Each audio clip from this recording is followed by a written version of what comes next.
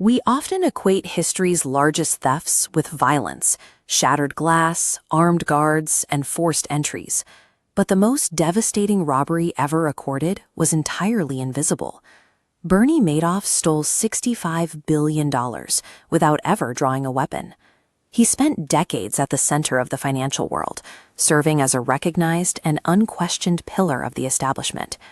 Madoff operated within the gravity of these institutions, where his authority went largely unchallenged by the regulators tasked with watching him. His client list included sophisticated financial experts, international charities, and veteran business owners who trusted him with their life savings. These investors bypassed their own critical thinking because Madoff provided the one thing the market rarely guarantees: the appearance of absolute, unwavering safety. Throughout the history of this $65 billion empire, Madoff never made a single trade in the market. Investor capital bypassed the stock market entirely, sitting in a single holding account at Chase Manhattan Bank. Madoff redistributed this cash, paying older investors with new investor principal. To survive, new investments had to constantly accelerate, requiring larger waves of cash to fund previous commitments. The operation wasn't a complex financial engine. It was a mathematical parasite that relied entirely on continuous growth to survive. While the math explains how the money moved, the scheme's longevity relied on behavioral psychology.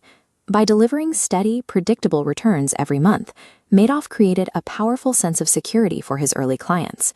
He benefited from authority bias.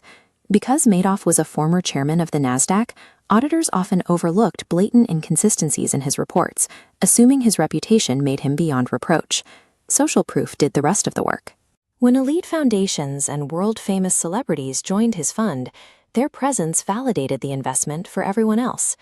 This created a cycle where satisfied investors became Madoff's most effective marketing tool, recommending the fund to their peers as a sure thing.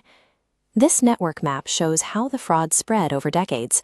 It moved through word-of-mouth connections, expanding from New York into a global web of interconnected victims.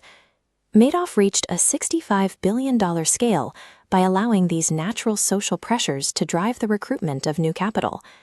The system finally broke during the 2008 financial crisis. The market crash introduced a massive external shock that Madoff's isolated account couldn't absorb.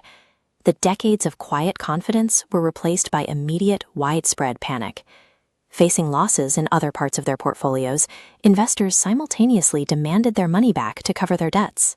Because the money had never been invested, there were no assets to sell. The massive withdrawal requests hit a bank account that was effectively empty.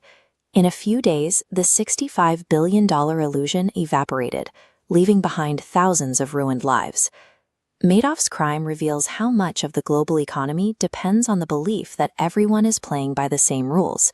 When that belief disappears, the entire structure can vanish overnight.